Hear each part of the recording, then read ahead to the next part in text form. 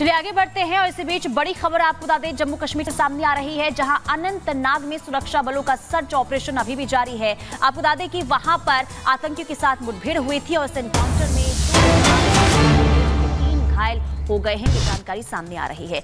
तो अनंतनाग के सुरक्षा बलों का ऑपरेशन अनंतनाग में जारी है। आपको बता दें कि शनिवार को वहां पर कुछ आतंकियों की खबर मिली थी, उसके बाद से ही लगातार वहां पर सुरक्षा बल जो है मुस्तैद नजर आए और इसी बीच जो है गोलीबारी भी शुरू हो गई। एनकाउंटर दोनों तरफ से, यानी कि गोलीबारी जो है दोनों तरफ से हुआ, एनकाउंटर वहां पर हुआ और इसके बाद खबर सामने आई कि 2 जवान शहीद हो गए और इसी बीच इस एनकाउंटर में 3 लोगों के घायल होने की भी खबर मिल रही है। एक बड़ी खबर आपको लगातार हम बता रहे हैं कि एनकाउंटर के दौरान यहां पर 2 जवान शहीद हो गए, 3 घायल बताए जा रहे हैं। अनंतनाग में आतंकियों ने एक बार फिर से नापाक हरकत की है, जिसमें कि हमारे 2 जवान जो है वो शहीद हो गए और इन्हीं आतंकियों के इरादों को नाकाम करने के लिए सेना तैयारी कर रही है। बिल्कुल देखिए, सुरक्षा बल ने अब पूरी तरीके से सर्च ऑपरेशन जो है वो शुरू कर दिया है। सर्च ऑपरेशन जारी है। इसी बीच पुलिस की तरफ से 4 खुखार आतंकियों के स्केच भी जारी किए गए हैं। ये आतंकी जो है घाटी में आतंक फैलाने की साजिश रच रहे थे।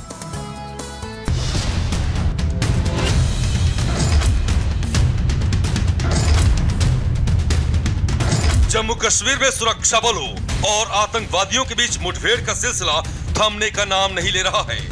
अनंतनाग जिले में शनिवार को आतंकवादियों के साथ सुरक्षा बलों की मुठभेड़ हुई। इस मुठभेड़ में सेना के 2 जवान शहीद हो गए हैं। जम्मू कश्मीर पुलिस के मुताबिक मुठभेड़ दोपहर अनंतनाग जिले के अहलान गडोले में शुरू हुई।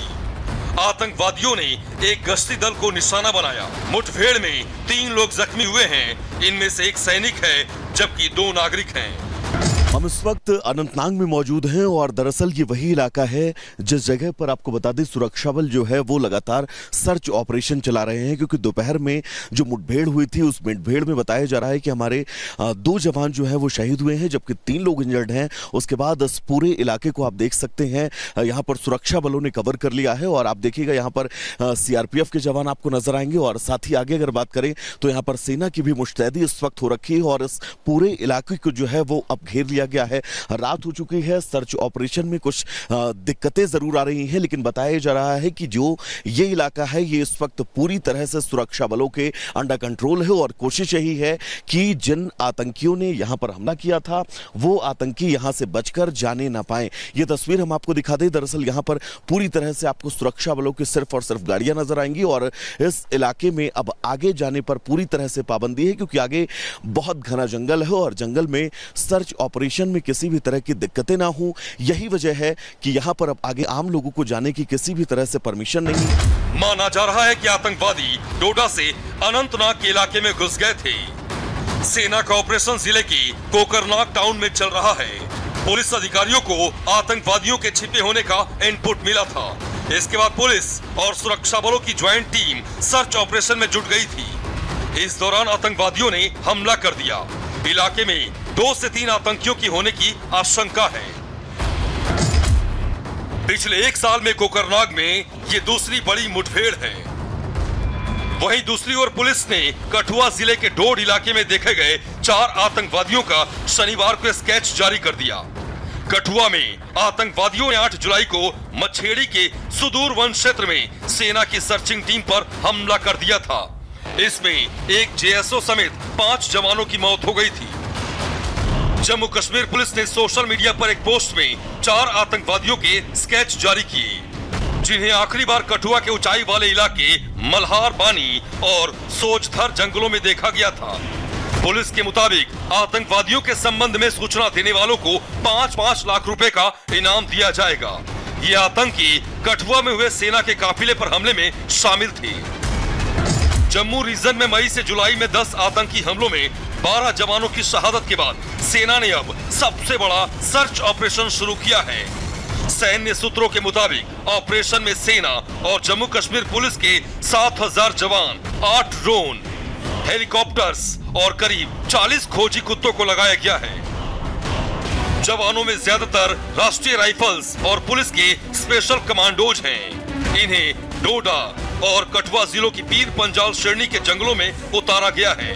यहाँ 5 लोकेशन की पहचान की गई है। सुरक्षा बलों को यहाँ करीब 24 आतंकियों की मौजूदगी के सुराग मिले हैं। इनमें वो आतंकी भी हैं जिनकी डोडा के डेसा जंगल में सेना के साथ मुठभेड़ हुई थी, जिनमें 5 जवान शहीद हुए थे। भारतीय सेना की चिनार कोर ने कहा कि ऑपरेशन के दौरान आतंकवादियों की हताशा में अंधाधुंध और लापरवाही से की गई गोलीबारी के कारण 2 नागरिक भी जख्मी हो गए हैं। उन्हें तत्काल सहायता दी गई है और उन्हें वहां से निकाल लिया गया है। ऑपरेशन जारी है। ये आतंकी जितनी भी कोशिश कर लें, भारत माता के वीर सपूत इन्हें इनकी औकात दिखा देंगी। Bureau report, Republic Bharat. एक और बड़ी खबर सामने आ रही है। जम्मू कश्मीर के किश्तवाड़ में एनकाउंटर अभी भी जारी है। खबर ये मिल रही है कि वहां पर जैश के जो आतंकी हैं उनके रहने की यानी कि उनकी मौजूदगी यहां पर सामने आई है, जिसके बाद आपको बता दें कि पूरे इलाके को घेर लिया गया है और लगातार वहां पर जो एनकाउंटर जारी है और कई सड़कों को भी बंद कर दिया गया है। तो जैश के कई आतंकियों के घिरे होने की फिलहाल खबर सामने आ रही है। तो किश्तवाड़ से ये जानकारी सामने आ रही है, जहां सुरक्षा बलों का सर्च ऑपरेशन लगातार जारी है। देखिए, लगातार आपको बता रहे हैं किश्तवाड़ में किस तरह से यहाँ पर अभी फिलहाल सर्च ऑपरेशन चलाया जा रहा है। वैभव हमारे साथ जुड़े हुए हैं। वैभव, ये बताइए कि सर्च ऑपरेशन वहाँ लगातार चलाया जा रहा है, क्या क्या चुनौतियाँ वहाँ पर सामने आ रही सेना के सामने, क्योंकि एक तो घने जंगल है वहाँ पर, दूसरा मौसम भी है, और ये भी बताइए कि किस तरह से सर्च ऑपरेशन चलाया जा रहा है।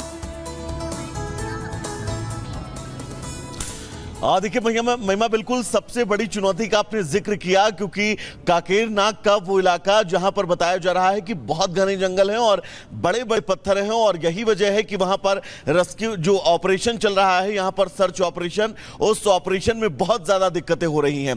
क्योंकि कल देर रात जब हम वहां पर पहुंचे थे, उस वक्त भी वहां पर सर्च ऑपरेशन जो है वो चलाया जा रहा था। लगातार ड्रोन की मदद ली जा रही थी पहाड़ियों में उन आतंकियों के छिपे होने को लेकर, जिसके बीच वहां पर में देर रात सर्च ऑपरेशन तो जरूर बंद कर दिया गया, लेकिन अल सुबह एक बार फिर से सर्च ऑपरेशन जो है वो शुरू कर दिया गया है। सबसे अहम यह है क्योंकि डोडा से बताया जा रहा है कि अनंतनाग की तरफ ये आतंकी जो है वो भागने का रास्ता जो है वो इख्तियार कर सकते हैं, और यही वजह है कि इस इलाके में भी अब सुरक्षा बहुत ज्यादा सख्त कर दी गई है।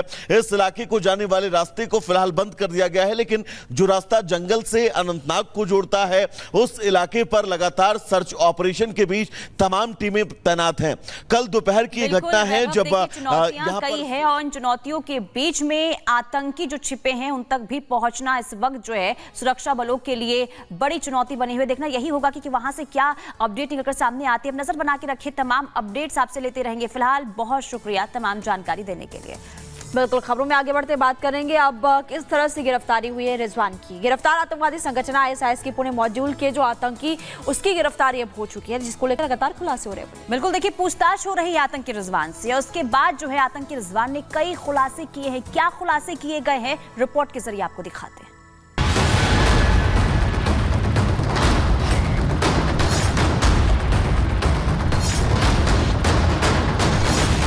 बार अपना 78वां स्वतंत्रता दिवस मना रहा है।